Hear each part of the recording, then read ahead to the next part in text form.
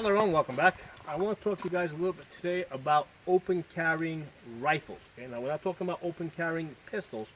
We're talking about open carrying a rifle.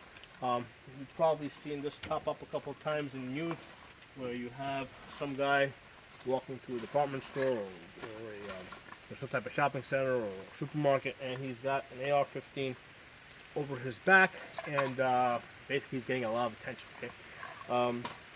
But first of all, I'm going to say I support open carry. Okay, I think it's great, specifically because open carry protects concealed carry. Okay, I typically carry concealed, but without open carry protection, if I were to, let's say, lean over or bend over to pick something up, and my gun became exposed, all of a sudden I might be, somebody might accuse me of brandishing. Okay, so because I'm in an open carry state, if my gun were to accidentally become exposed, okay, nobody can say you're brandishing, because basically it's an open carry state anyway. Okay, so that's why I think that open carry is really important. But what we're talking about here, when we're talking about open carrying rifles, we're talking about something entirely different.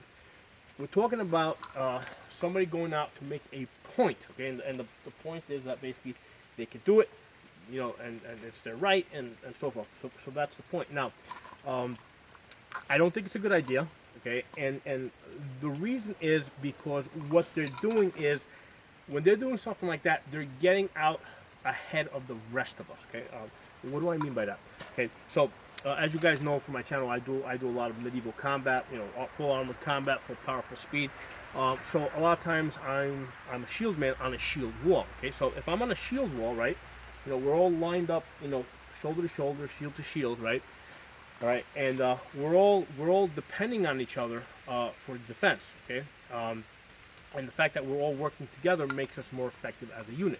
So if I got one guy in this unit that he decides that he's gonna break ranks and go out and basically harass the other side, okay, what's probably gonna happen is that he's gonna get killed, basically taken out of the battle, and now first he's out of the fight, and we're down a man. Okay, and you can draw the same conclusion if we're talking about modern day combat. If we're in a particular formation, right, we're using a wedge formation or an echelon formation or whatever, and you have one guy that decides that he's going to leave his position to go out, way out, behind enemy lines and harass the enemy.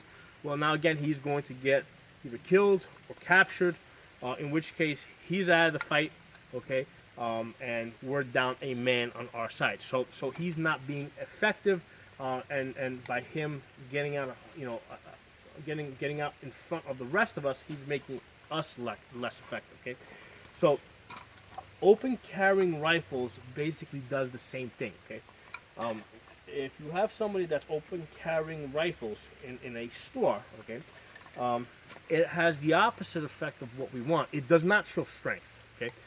Because when you look at images, right, of somebody open carrying rifles in some type of a, let's say public setting, a supermarket, whatever, okay, what do you typically see? You see one guy open carrying a rifle, and he's surrounded by 10 cops that are questioning him, okay? That's not a position of strength, okay? That's a position of weakness, okay? So you got this guy in the middle surrounded by cops, and he's basically like, keeping his hands away from his body. He's not making the slightest motion, to touch his rifle, because he knows that he's going to get killed. Okay, if he even seems like he's threatening in the least, in any way. Okay, so he's in an extreme position of weakness. Okay, if you want to make a point, all right, the right way to open carry rifles, okay, is you organize with a lot of people, and it's been done before. It's been done, on several occasions, right? You get together with some group, right, or become part. Let's say either whether it be the NRA, GOA, the 3%ers. There's a lot of groups out there. So you get together with a lot of people, all right, and you basically you organize a demonstration, okay, either at your state capitol or or wherever you think it will be most effective. But you get together with at least 500 people, okay, preferably 1,000 or 2,000 people, okay, now open carrying rifles, okay, because now that's different, okay.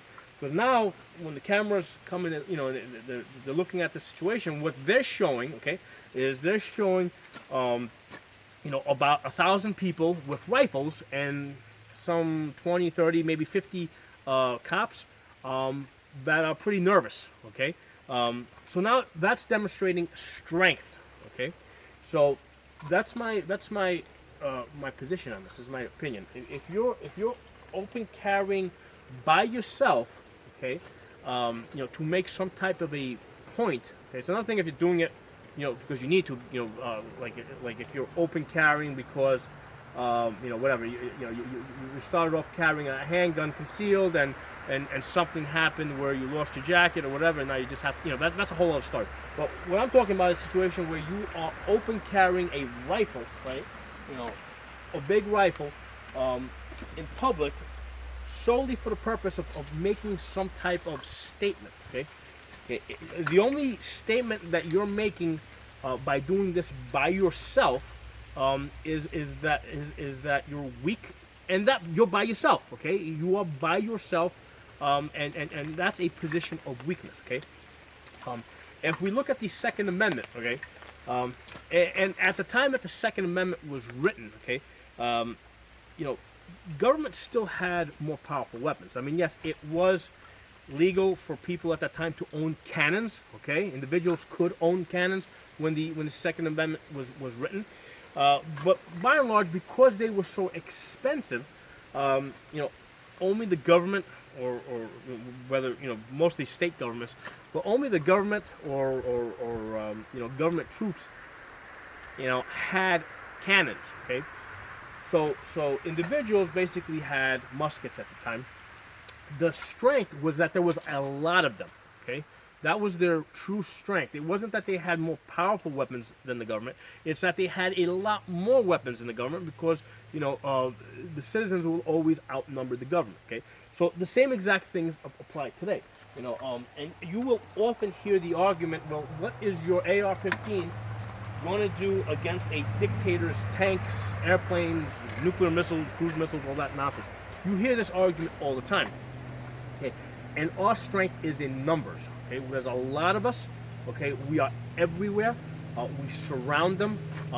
In that type of a situation, they wouldn't be able to get food, water, fuel, because we are everywhere. Okay, you know, they wouldn't be able to sleep at night. Okay, there is no place where a dictator and his people would find any rest. Okay, because we're everywhere. So that's our strength. Our strength is showing in numbers. We have these puny little rifles, but there's a lot of us. Okay, so that's what we want to demonstrate. We want to demonstrate numbers. Okay, so open carrying in a supermarket with a rifle, where you find yourself in a situation where you're surrounded, you know, by 20 or 30 cops, does not show strength. Okay. Open carrying at a demonstration where there's 1,000 of us or 2,000 of us, okay, and then we vastly outnumber, you know, police or whoever they send over there to keep an eye on us. You know, us overwhelmingly outnumbering them. That's a position of strength. That's the right time to open carry rifles. Okay, so there are my thoughts on this. If you guys like this idea, if you like my thoughts, please share them. You know, give it a thumbs up. You know, sharing these videos really helps a lot because aside from reaching out to people that might normally not look at channels like this, aside from that, what also happens is the more you share this video, the more it tends to come up as a suggested video. So if you like this video, you know, share it someplace on some social media. You know, wherever you go, whether it's Facebook or something else, share it somewhere because it will help other people see it. So, like I said, if you like this video, share it, and if you're not a member of my channel, subscribe. Look forward to seeing you guys next time.